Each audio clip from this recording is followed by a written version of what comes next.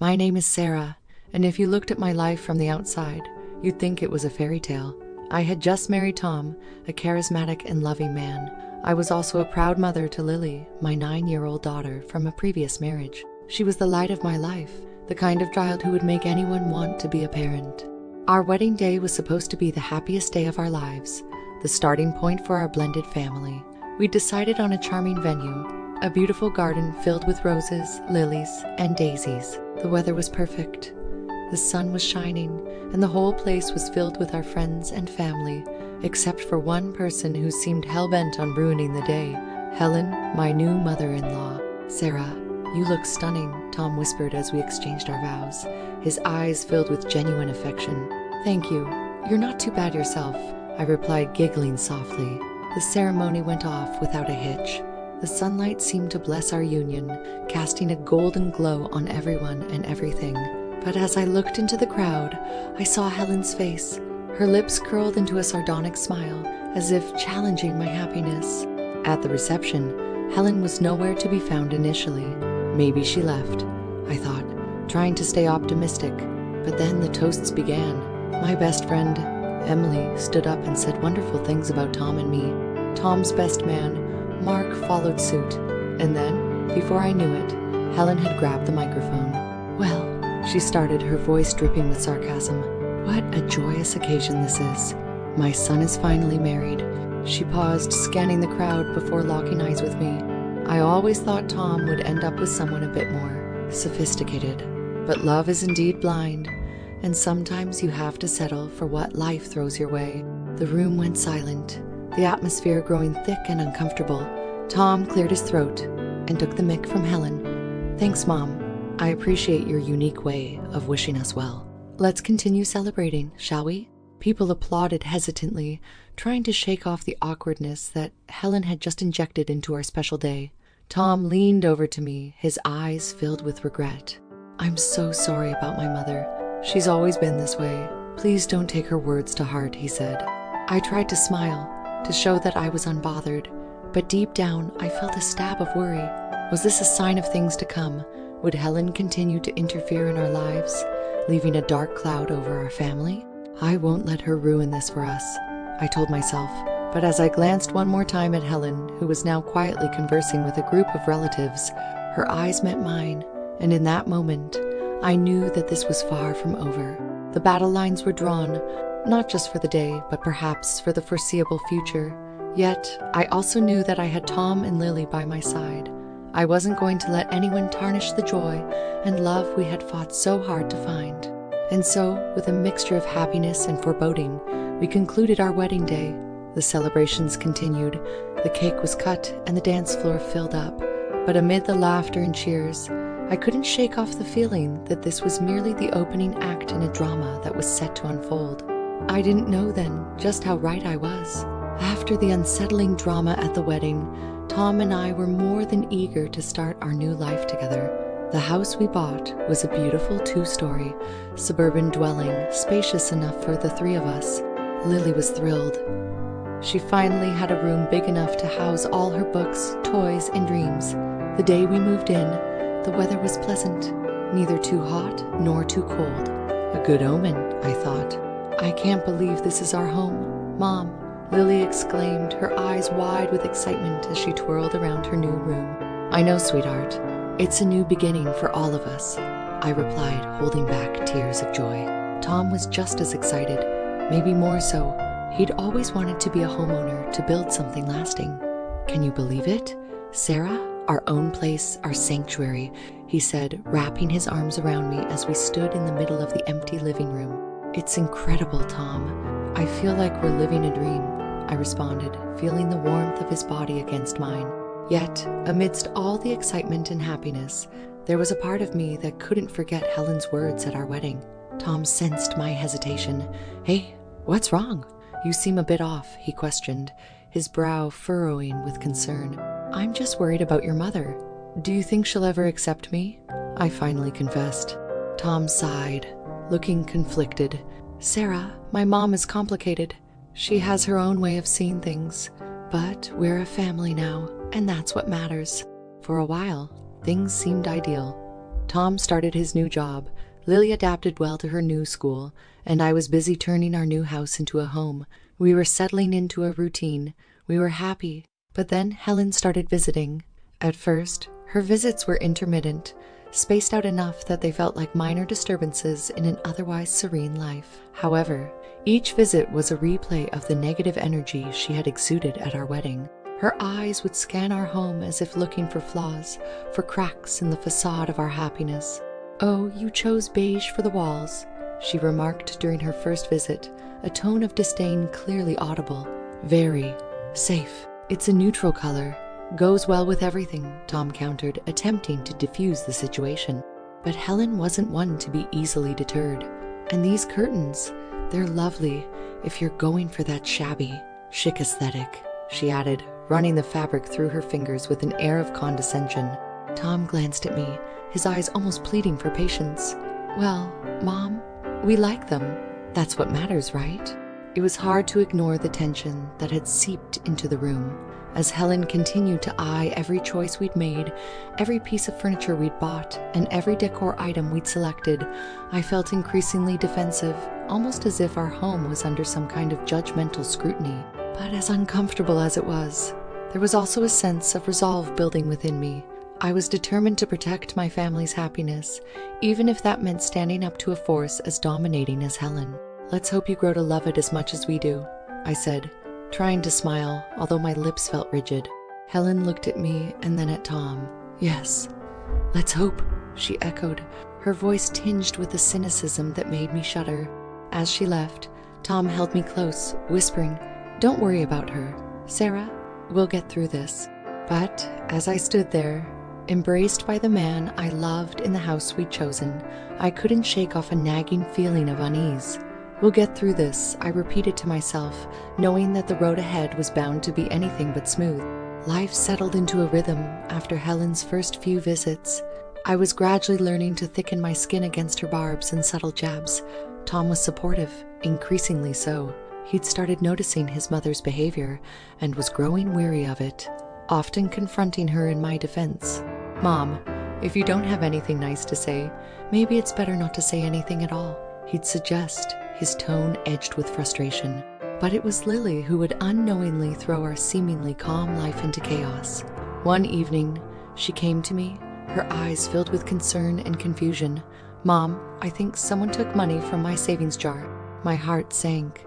Lily had been saving up her allowance for months, keeping it in a cute little jar she decorated herself. "How much is missing, sweetie?" I had about $1,000, but now there's only around 500 left, she said, her voice quivering. My mind started racing. Who could have done such a thing? I questioned Tom about it when he got home from work. "Tom, have you seen Lily's savings jar recently? Half the money is gone." Tom's face turned a shade paler. "No, I haven't touched it." "Why would I? That's Lily's hard-earned money." He was right. Of course, Tom had no reason to take Lily's savings, but I had to ask, "Do you think your mother might know something about this?" The very suggestion seemed to hurt him. "Sarah, I know she's difficult, but accusing her of theft is a serious matter." I know, but we have to do something," I insisted. Tom's face turned serious. "We should keep an eye out, maybe set up some cameras, just to be sure." So we did. We discreetly installed CCTV cameras near the area where Lily kept her savings jar, just in case.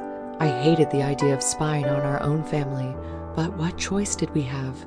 A week passed, and then Helen announced another of her impromptu visits. This time, though, she seemed different, more cheerful and seemingly kind-hearted than she'd ever been before. I couldn't put my finger on it, but her sudden change in demeanor made me feel uneasy. "Sarah, dear, how lovely to see you," she exclaimed upon entering, her voice unnaturally high, pitched. "And Lily, you're growing so fast." "Hi, Grandma," Lily replied cautiously, picking up on the tension that had always existed but never been openly acknowledged. At one point during her visit, Helen excused herself to use the restroom, disappearing down the hallway. When she returned, she seemed even happier, if that were possible.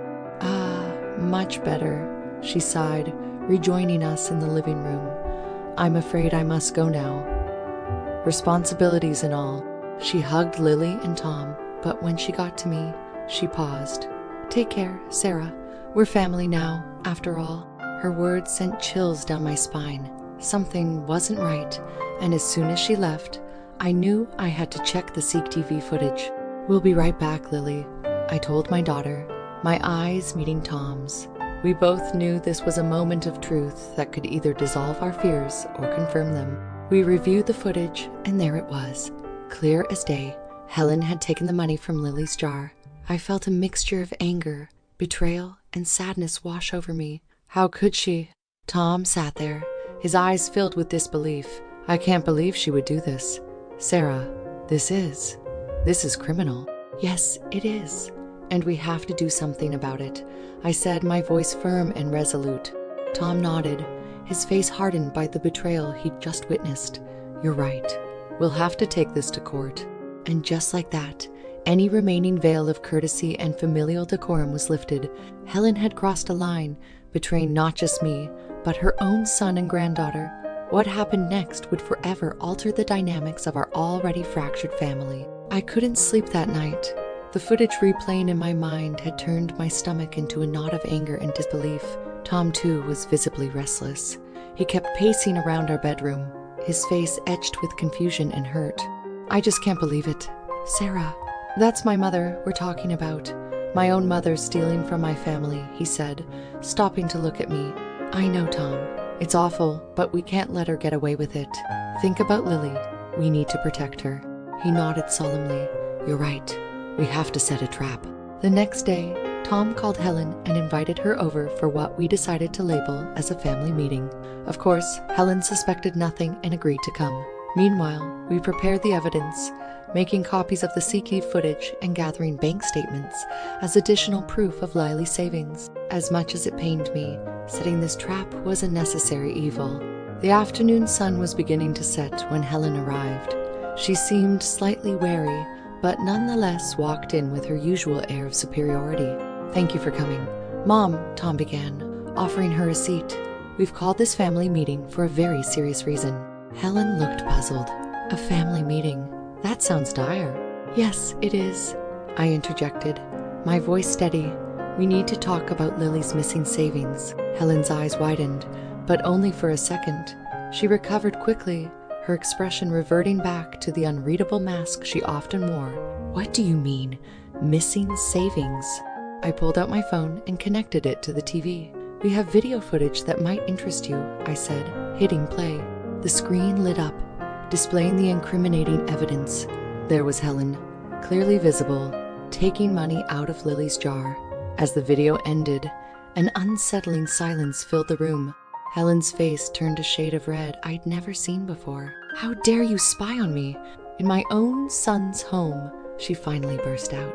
"Your own son's home where you stole from your own granddaughter," Tom shot back, his voice tinged with disgust. "We're going to court," I added, unable to contain my anger any longer, "and you will pay back every single dollar you stole from Lily." Helen seemed to shrink in her chair, her eyes darting from me to Tom and then to the floor. "You can't do this. You can't ruin me." "It's not us who did the ruining," Tom retorted. "It was always you. You ruin yourself by betraying your family." Helen seemed lost for words. She finally stood up, her face flushed with a mixture of shame and anger. "I'll see you in court then," she said, before hastily leaving our home. As soon as she was gone, Tom sank into a chair, his face in his hands. "I can't believe it has come to this," he muttered. "We did what we had to do, Tom," I reassured him, taking his hand. "For Lily, for us.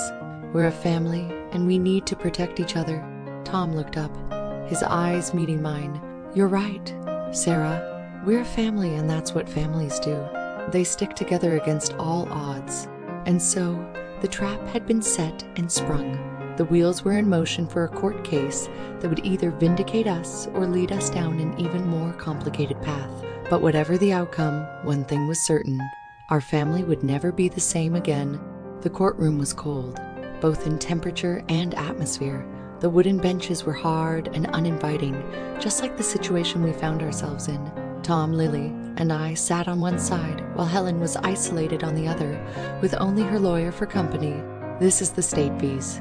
Helen Williams," the judge announced, flipping through the pages in front of him. "Theft from a minor. How do you plead?"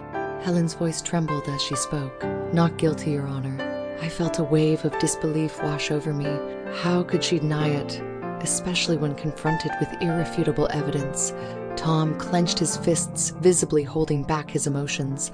Lily was too young to fully understand the gravity of the situation, but she knew something significant was happening. Our lawyer presented our case, outlining each incident leading up to the theft and ultimately displaying the CCTV footage for the court to see. As the video played, I looked at Helen. Her face was a mixture of guilt and defiance.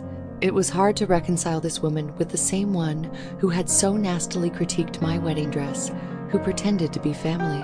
The defense made their case, trying to paint Helen as a misunderstood elderly woman who had been framed by a daughter-in-law, resentful of her well-intentioned criticisms. Their argument was weak, built on shaky ground, and I felt hopeful. Finally, the judge spoke. "Mrs. Williams, would you like to make a statement before we proceed?" Helen rose, her eyes darting around the room before settling on me. "Yes, Your Honor. I want to say that family matters should be resolved within the family. Dragging me here is a humiliation I didn't deserve. Tom couldn't take it anymore. Mom, you stole from your granddaughter. How can you talk about humiliation when you've humiliated yourself?" Helen looked stunned, as if Tom's words had slapped her across the face. "I did it for you," she whispered, barely audible.